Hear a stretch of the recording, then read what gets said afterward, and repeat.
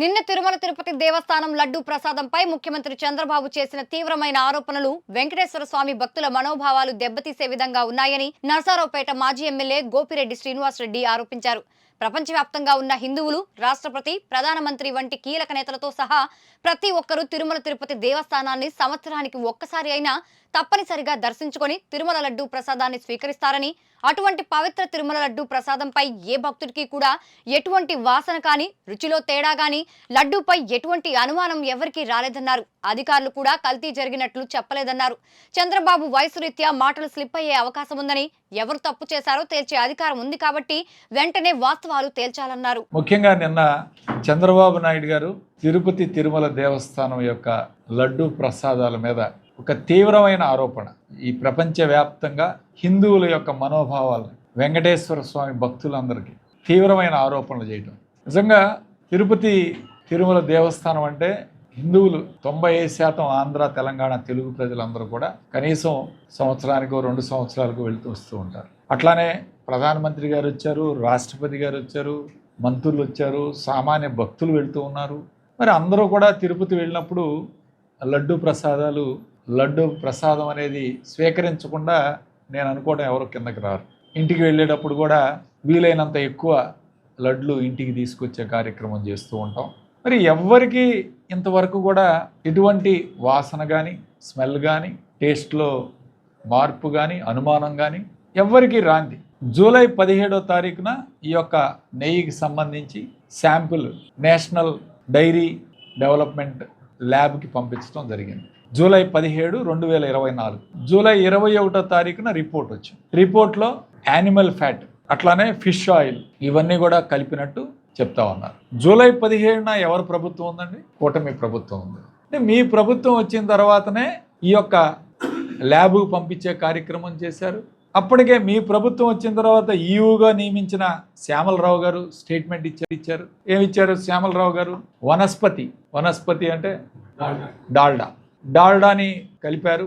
డాల్డా ఉంది, డాల్డా మాత్రమే ఉంది, ఎటువంటి యానిమల్ ఫ్యాటు ఇలాంటివి ఏమీ లేవు అని చెప్పి స్వయంగా శ్యామలరావు గారు నెల రోజుల క్రితం స్టేట్మెంట్ ఇచ్చారు. మీరు పంపించిన ఈఓ గారే, మీరు పంపించిన అధికారులు, మరి వాళ్ళందరూ కూడా జూలై 17 అంటే మీరు పంపించిన అధికారులు అందరూ ఉన్నారు, వాళ్లే టెస్ట్ చేస్తున్నారు. అట్లానే టీటీడీకి రోజు 2 ట్యాంకర్లు నెయ్యి వస్తుంటాయి. రోజు అవసరమైంది 2 ట్యాంకర్లు. ఈ ట్యాంకర్లు వచ్చిన వెంటనే వాటిని ఎక్కడి నుంచి ఏ కంపెనీకి వచ్చినా సరే, ఎవరిచ్చినా సరే, ఏ డైరీ వాళ్ళు ఇచ్చినా సరే, అక్కడ టీటీడీ వాళ్ళు వచ్చిన వెంటనే టెస్టింగ్ చేస్తారు.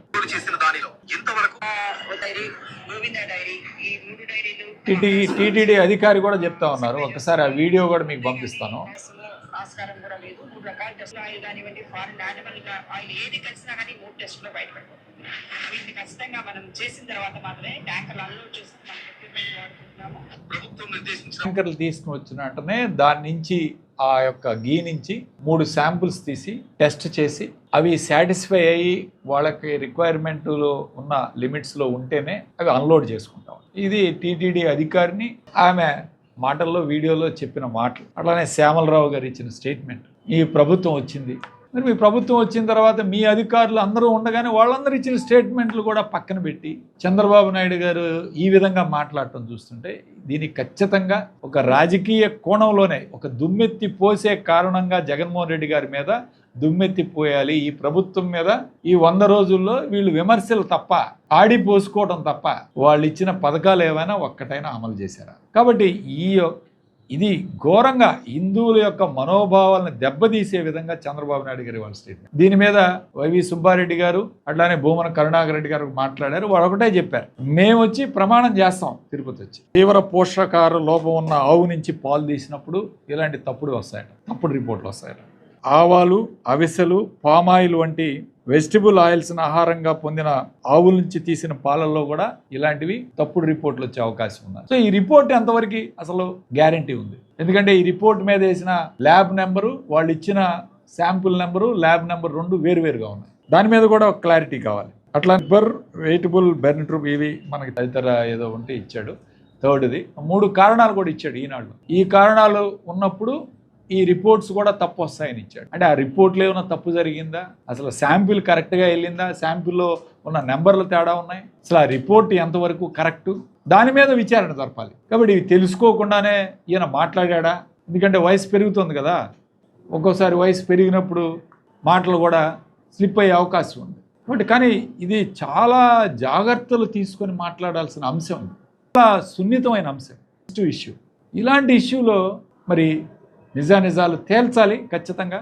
శాంపుల్ టెస్టింగ్ కానీ ఎప్పుడెప్పుడు నెగిటివ్లో ఫాల్స్ నెగిటివ్లు ఎప్పుడు వస్తాయి, ఫాల్స్ పాజిటివ్లు ఎప్పుడు వస్తాయి కూడా తేల్చి హిందువుల మనోభావాలు దెబ్బతినకుండా దీని మీద ఒక నిర్ణయం ఈ ప్రభుత్వం ప్రకటించాలి మేము డిమాండ్ చేస్తున్నాం. అట్లానే సుబ్బారెడ్డి గారు ఇచ్చిన సవాల్ని స్వీకరించి వెంటనే దీని మీద స్పందించాలని చెప్పి నేను చంద్రబాబు నాయుడు గారిని కూడా ఈరోజు కోరుతాం.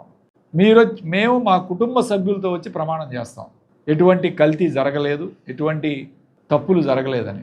మీరు మీ పిల్లలతో మీ కుటుంబ సభ్యులతో వచ్చి ప్రమాణం చేస్తాను ఓపెన్ ఛాలెంజ్ విసిరాడు సుబ్బారెడ్డి గారు. దీనికి సమాధానం చెప్పాల్సిన అవసరం ఉంది. ఎందుకంటే ఇది ఇక్కడ కాదు చర్చ, నేషనల్ మీడియాలో చర్చ జరుగుతూ ఉంది, ఇంటర్నేషనల్ మీడియాలో చర్చ జరుగుతూ ఉంది, CNN, NDTV, ఎవ్రీథింగ్. ఇది ఎందుకంటే ఇది ఒక సంచలనాత్మకమైన స్టేట్మెంట్. ఈ స్టేట్మెంట్ అనేది సామాన్యమైన విషయం కాదు. దీన్ని అలవోకగా స్టేట్మెంట్ ఇచ్చేసాడు. కాబట్టి దీని మీద సమగ్ర విచారణ జరపాలి. ఎవరు తప్పు చేశారో, ఒకవేళ తప్పు జరిగితే తేల్చే అధికారం మీ దగ్గరే ఉంది చంద్రబాబు నాయుడు గారు. మీరు తప్పు మాట్లాడారా, అసలు అక్కడ తప్పు జరిగిందా అనేది ప్రజలకు తెలియజెప్పాల్సిన అవసరం, బాధ్యత ఈ ప్రభుత్వం మీద ఉంది ఖచ్చితంగా. మొన్న కూడా మాట్లాడుతూ ఉన్నాడు, రాజధాని మీద ఎవరైనా మునిగిపోయిందని స్టేట్మెంట్లు అవన్నీ ఇస్తే వాళ్ళ నోటికి తాళాలు వేస్తాం, కేసులు పెడతామని. సరే, మా అంటే ఈ రెడ్ బుక్ రాజ్యాంగం నడుస్తుంది, వాళ్ళ మీద తాళాలు వేయచ్చు, మమ్మల్ని లోపల పెట్టవచ్చు, లేకపోతే ఏదైనా చేయొచ్చు. వరల్డ్ బ్యాంక్ని ఏం చేస్తావు, వరల్డ్ బ్యాంక్ ప్రతినిధులను ఏం చేస్తావు? మీ మంత్రి నారాయణ మాట్లాడాడు కదా, నారాయణ ఏం చేస్తున్నారు మీరు? నారాయణ స్వయంగా స్టేట్మెంట్ ఇచ్చాడు, వరల్డ్ బ్యాంక్ ప్రతినిధులు మునిగిపోతుందని చెప్పి వెళ్ళిపోయారని చెప్పి. మరి నారాయణ ఈ రాష్ట్ర ప్రజలకి, ఈ యొక్క తెలుగు వారందరికీ ఈ విషయం చెప్తే మరి నారాయణ ఏం చేస్తున్నారు మీరు? అట్లానే ఈరోజు చంద్రబాబు నాయుడు గారు మాట్లాడే తీరు చూస్తూ ఉంటే చాలా బాధాకరంగా ఉంది. హిందువుల మనోభావాలను దెబ్బతిన్న నేపథ్యంలో ఖచ్చితంగా సుబ్బారెడ్డి గారు ఏదైతే ఛాలెంజ్ విసిరారో ఈ ఛాలెంజ్ని స్వీకరించి రండి, మీరు కూడా తిరుమల రండి, ఖచ్చితంగా దేవుడి సమక్షంలోనే దీని మీద నిజాలు తేల్చాలి. ఇంకొక స్టేట్మెంట్ కూడా ఇచ్చారు ఈనాడులో. ఈ రిపోర్టు కూడా వాళ్ళ పత్రిక కాబట్టి చెప్తా ఉన్నాను, ఈ రిపోర్టు కూడా తప్పయ్యే అవకాశాలు ఉన్నాయి, ఏ సందర్భాల్లో అవకాశం అయిద్దని కూడా ఇచ్చాడు. అది కూడా మీకు సందర్భాల్లో ఫలితాల్లో ఖచ్చితత్వం లోపించే అవకాశం ఉందని చెప్పి 3-4 ఇవి కూడా పెట్టాడు ఈనాడులో.